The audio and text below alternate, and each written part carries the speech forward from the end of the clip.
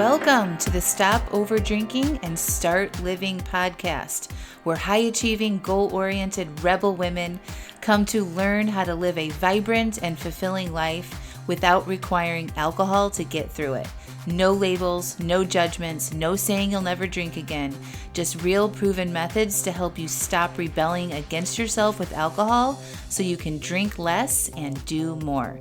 I'm your host, Angela Mascenik. Let's dig in.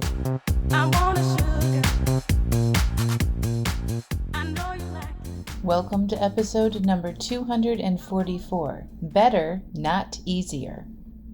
Well, hello. I'm coming to you live. Not really. I'm recording this in real time. I just always wanted to say, I'm coming to you live from New York City, penthouse. I'm actually at Coach Steph's amazing apartment in Manhattan. I was actually supposed to come up here on Saturday, and we just had terrible storms, lightning storms in Raleigh and in Manhattan.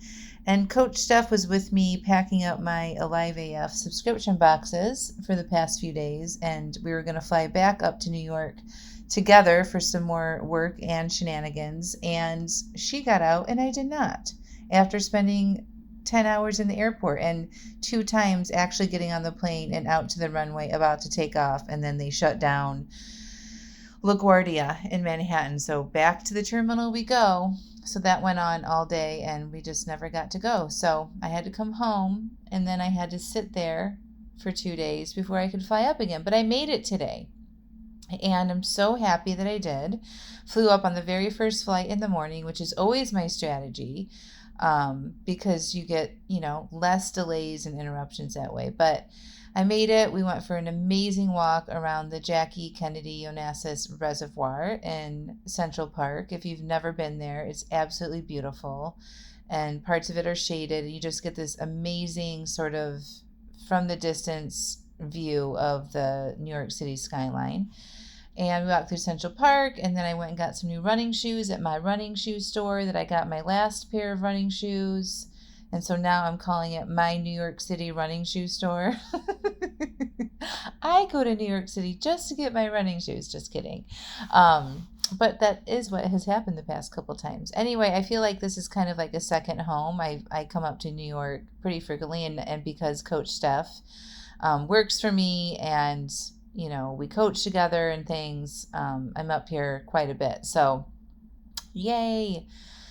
And what a great time to sort of reflect and record this podcast. Actually, I didn't really have a big podcast topic in mind for this week, but as y'all do, you give me topics to explore and talk about. And one of my clients in the Alive AF program wrote something pretty profound. We are doing a worksheet challenge inside Alive AF right now. It's super fun. You can actually join Alive AF right now if you want to and get in on this. But I have created a worksheet. It's called the Planning and Evaluation Worksheet, where you make your drink plan, you set your intentions and your goals for the day, you think about things that you can do to feel more alive, and you set that tone at the beginning of the day, and then at the end of the day you do an evaluation and you kind of reflect back on the day and you evaluate what worked, what didn't work, and what can you do differently next time. And it's a great worksheet. And sometimes there's resistance in doing it because it is very repetitive, but what we need to remember about these worksheets and doing the work is that we want to be repetitive to make our brain form new habits. And so it needs to feel kind of boring until it gets filed away and we've changed the way we do things and how we think about things and how to react to things. So it does take repetition, just like when we have established a very deep relationship with alcohol, right? That happened because of all the repeating times that we've drank, right? All of the times. How many times on repeat have you drank in response to feeling excited about something, or because you were bored, or, you were stressed out or having overwhelming anxiety, right? That was on repeat. So when we're trying to change our habits, it's important to do something in a similar way on repeat so that you establish a very strong habit in your brain. You don't have to think about things so much in the future. But in the beginning, you need to establish a very strong routine in doing the work so that you can maintain that in the future. So, anyway, I decided to do my own worksheet for 30 days in a row. And I'm not somebody who needs to plan my drinks anymore because I just don't drink and it's not a thing that I need to consider in my life. But I was like, you know what? I want to do a little experiment. I want to see what it's like to do this worksheet myself for 30 days in a row. And I'm going to share about it every single day in my group. So we're calling it the Worksheet Challenge. And I'm posting in the morning after I get my worksheet done, and then in the evening with any sort of things that I've discovered or evaluated about my habits and things like that. And I'm sharing it with the group, and everybody is in there commenting and supporting and doing this worksheet challenge together. I encouraged everybody to go get the worksheet bound into like this little workbook so that they would have it. And it's like this substantial thing that they have as a reminder that they're doing this worksheet challenge together. So anyway, it's been super fun, and it's gotten people to do the work. And when they do the work, they get better results. That's how it works, right? And they're sharing some really awesome discoveries that, they're finding when they're, they do it in an evaluation. Say somebody didn't stick to their drink plan, or something comes up in their life, right? And they're like stressed out about something, or they're getting a lot of chatter about something. They use the worksheet to kind of like dive into it a little bit more, and they learn about themselves and their patterns, right? And why they do the things that they do, and uncover things maybe about their past that they haven't really considered before or really saw in this new perspective. So it's been really, really cool. And one of the women posted that, she was doing the journaling, and sometimes like she had some chatter in the evening. And so she decided to go journal about it and go to the worksheet instead of probably drinking. And she knew that it would be easier to ignore the chatter, right? And to not go journal it out, right? And just push it away or go drink. But she wrote, it would be easier, but not better. And that statement really, really caught my attention. And I was like, whoa, it's so true, right? Like our brain is designed to take the easy way. We're programmed to seek pleasure, avoid pain, and to save energy. So of course we're literally looking for the easy way out all the time, because that's just how we've been programmed, and how we've evolved as a species for survival. Okay, so I did a podcast on this years ago, and once you kind of see this play out in real time with yourself, like one time, the story that I talked about in a podcast years ago, I can't remember what the title was, maybe you're familiar with it, but I was I wanted to invite a family over for dinner. And then I thought it would be easier if I make the dinner earlier.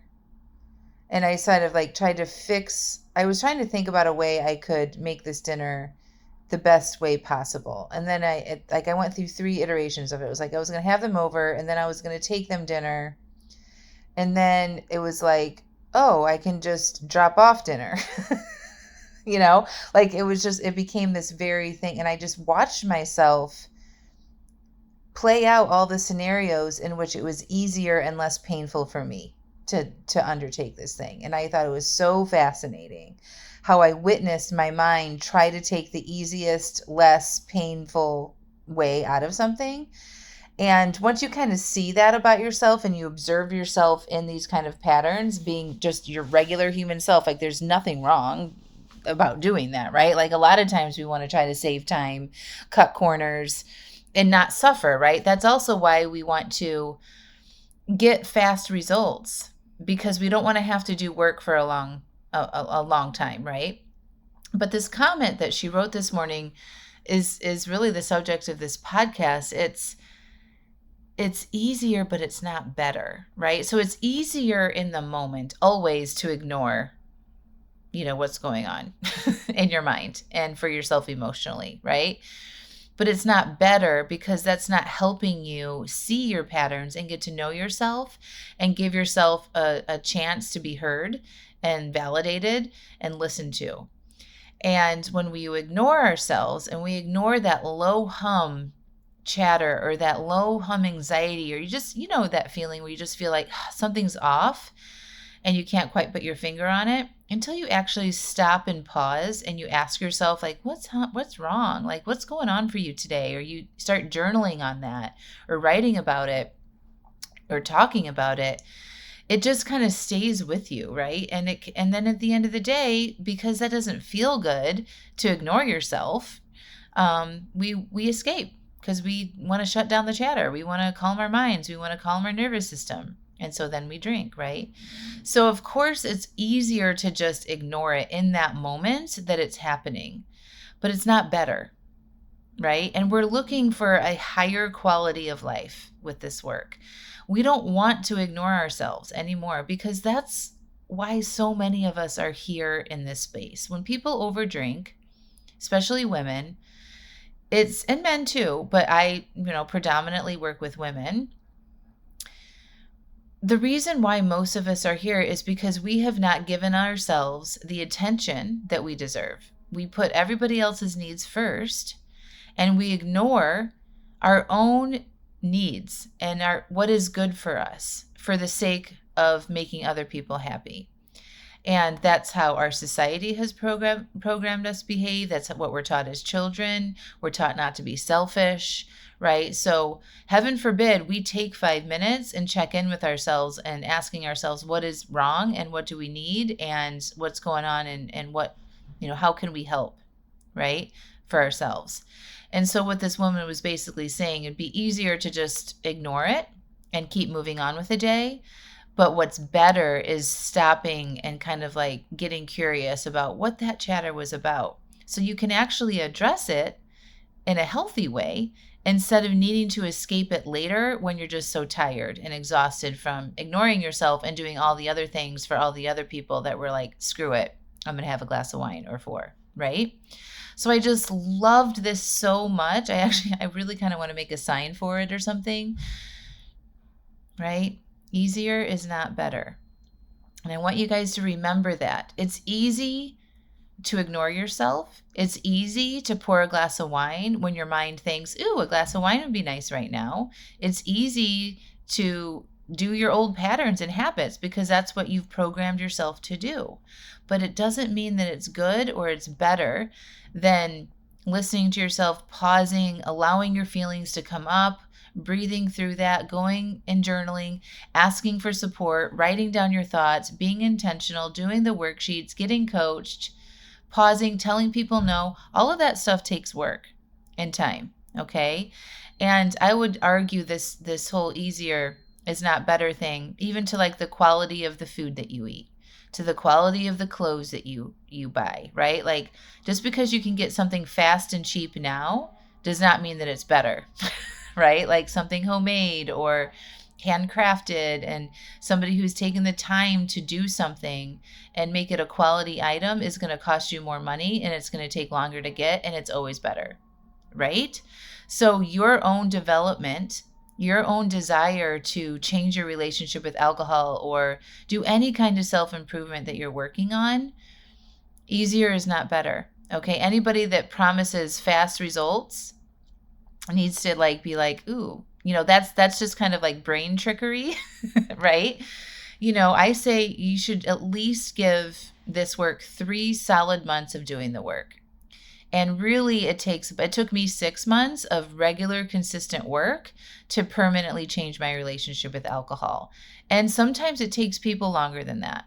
It just depends on their circumstances, what they have going on in their lives, how long they've been doing their habits, all of that. But you got to give yourself some time. You think about how long you've been over drinking. How long have you been ignoring yourself and putting other people's needs before your own? Decades. Most of my clients are, mid 40s to mid 60s. So for most of their adult life, right, they have been doing things for other people and ignoring their own needs and wants and desires. And to unravel that and to start listening to yourself and to undoing some of those behaviors and saying no to things takes time and patience and extra love and compassion for yourself, in which everybody deserves. Okay. If you want to make real changes with your relationship with alcohol, it takes work from the inside out. and it's definitely not easy. It can be once you start developing these routines like we're doing in the worksheet challenge. Once you get some momentum going, it can kind of really come together in a fast way, but it takes some work in the beginning to do that. So anyway, I just thought that was brilliant. Thank you for sharing that, my dear Alive AF member. And if you want some of that amazing wisdom and want to be a part of a community that is sharing these insights and revelations and obstacles and all the coaching and support that comes with that, you should absolutely join Alive AF. The time to do it is when you're struggling, okay? And I'm here for you. I want to support you. I want to coach you so that you can start living the life the way you're meant to live it. All right, my friends, we will talk to you next week. And thank you so much for listening every week. I really do appreciate your commitment to this podcast, commitment to this work, and I appreciate the commitment that you have to yourself to change the relationship with alcohol. And I appreciate you being here and giving me your time every week. All right, my friends, talk to you soon. Hey, it's Angela. I want you to check out angelamascenik.com/AliveAF. You know what it's like to have a desire to cut back on your drinking, right? You start to read books, listen to podcasts, try things, but you might not be able to yet put all the pieces and suggestions together in a way that actually makes sense and works for you.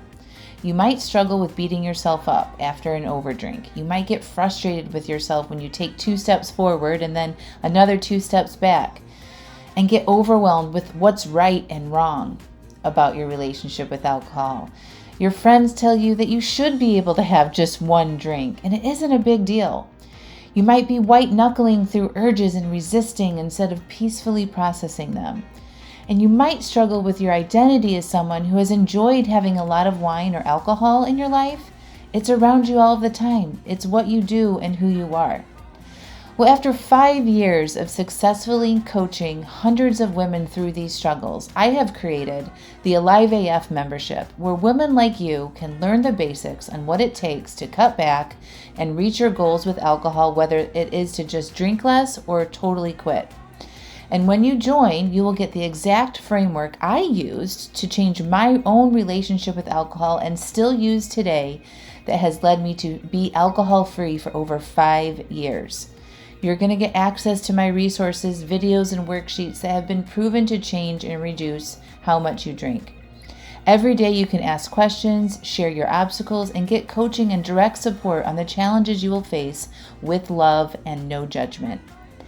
Also, you will get immediate access to workshops like uncovering your alcohol identity and changing it, how to say no to things that don't support your new identity or life or goals, aka boundaries, a workshop called Creating Emotional Agency, and another one, How to Manage Your Mind to Succeed at Your Goals, and more. Every month we have a brand new workshop. These workshops are filled with step-by-step prompts and instruction to help you create the exact relationship with alcohol that is best for you. My mission and vision for Alive AF is to be a hub of support and resources for women to come and learn how to do what is best for them and becoming more alive in the process. When you join, you're going to learn how to take care of yourself better, how to feel good and become more alive and go after the life that you really want. I want this membership to be affordable and an easy solution where you can get all the help you need in one simple place whenever you need it. So, no need to go read another book, find a new podcast, attend a free webinar, or go down the path of piecemealing it all together. Join Alive AF and have it all there in one place for you anytime you need it. So, go to angelamascenik.com/AliveAF, and enrollment is open right now. See you inside.